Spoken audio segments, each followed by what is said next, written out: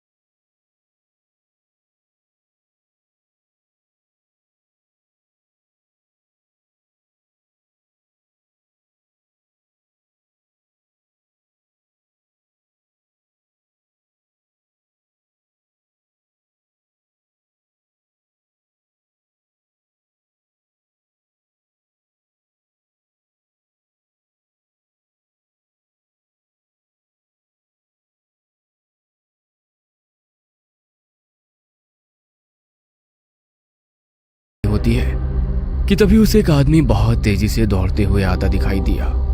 उसकी दौड़ने की गति इतनी तेज थी कि कुछ ही पल में वो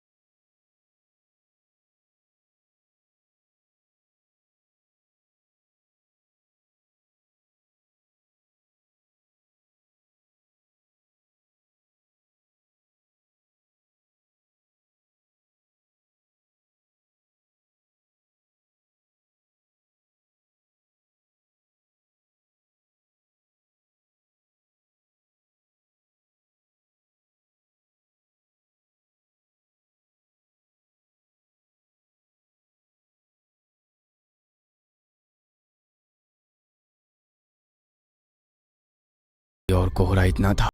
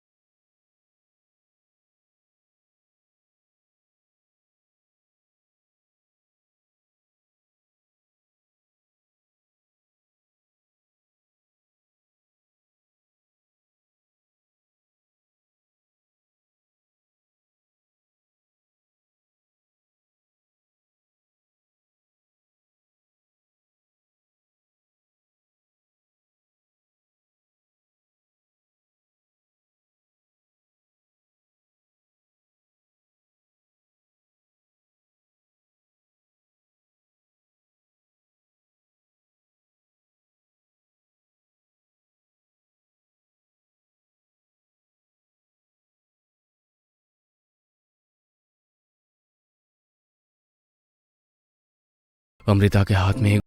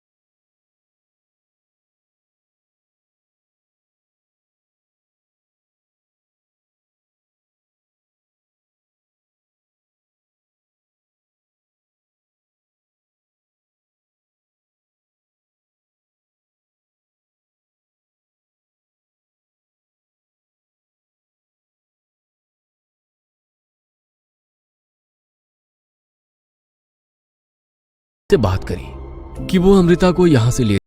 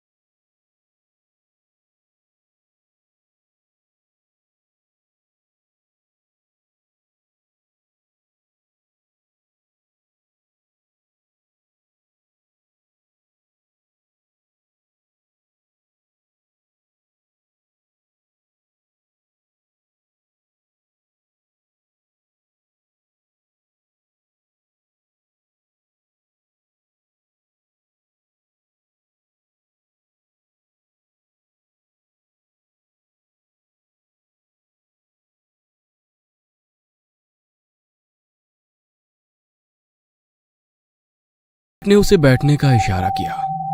अत्यंत दुखी? कौनो बात हुई है का?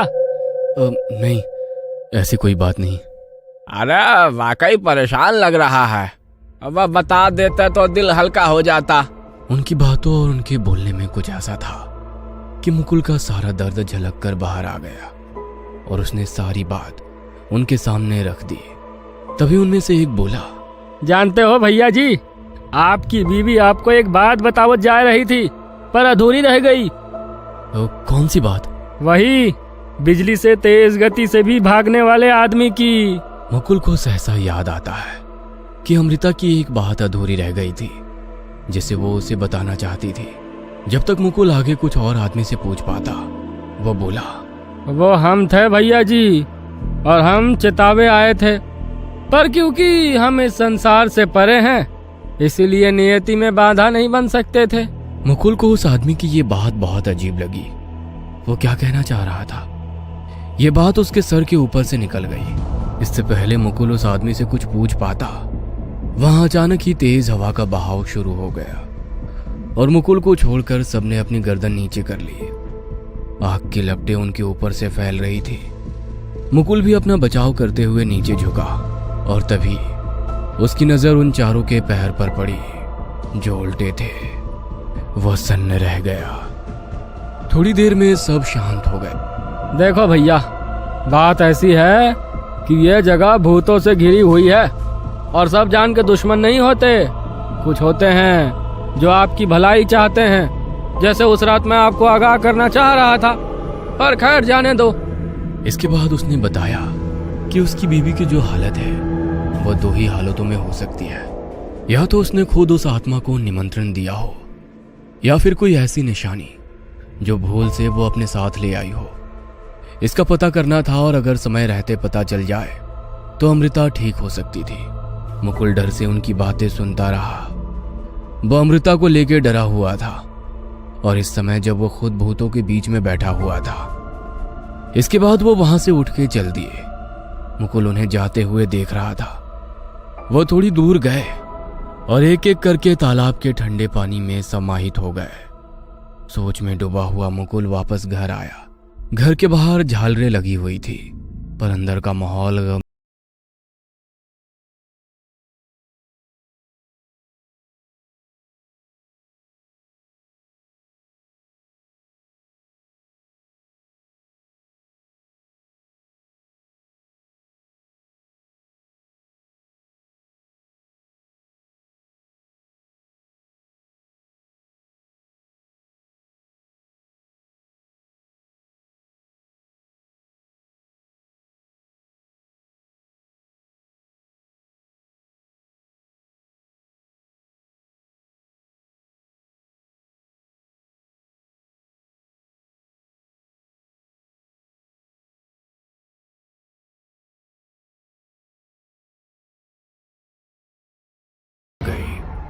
और उठकर बैठ गई।